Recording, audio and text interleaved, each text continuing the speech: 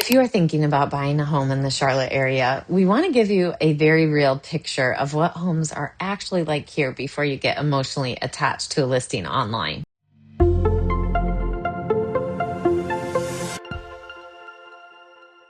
Because the truth is, Charlotte homes follow some very consistent patterns, and knowing them up front can save you from a lot of surprises.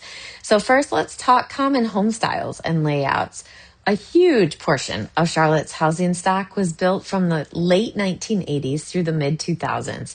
That means you'll see a lot of two-story traditional homes, brick fronts, vinyl siding on the sides and back, and layouts that feel more segmented than what many buyers expect today. Formal dining rooms are extremely common.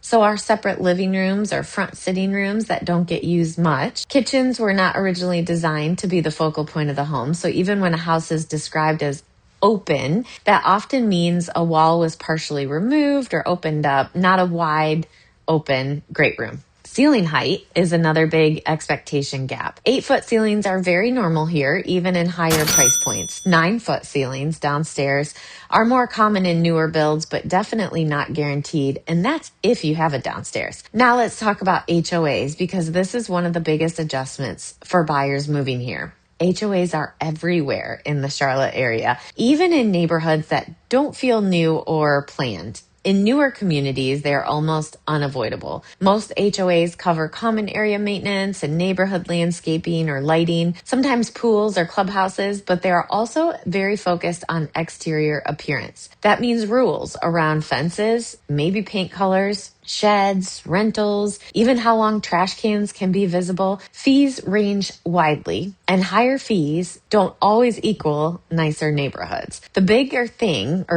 to understand is that most HOAs here are about uniformity and protecting resale value or neighborhood value. Not necessarily do they mean luxury living. And enforcement even varies a lot depending on the management company and the board of that specific HOA. Next, let's talk about new construction, because not all new builds are created equal. Charlotte has seen massive growth. So production builders dominate a lot of the new home construction market, but homes are designed to photograph well. So white kitchens, gray floors, black fixtures, but layouts are often very similar from one neighborhood to the next. Lots are definitely smaller for those homes. Homes are closer together and square footage is prioritized over yard space. Townhomes are especially common now, even in areas that used to be most single family. Many new homes are part of a master plan community, which includes maybe some HOA involvement, maybe less flexibility when it comes to changes down the road. Now, this is a big one. What updated usually means in Charlotte? When you see updated in a listing here, it almost always means cosmetic. So think new flooring, fresh paint, updated light fixtures, maybe new countertops or backsplash. It doesn't automatically mean a new roof or new HVAC or new plumbing or new windows or updated electrical. We regularly see homes with beautiful kitchens and bathrooms, but 15 to 20-year-old mechanical or systems behind the scenes. That doesn't make it a bad house. It just means you need to look beyond the finishes and understand what you are really buying and maybe what you need to budget for in the future.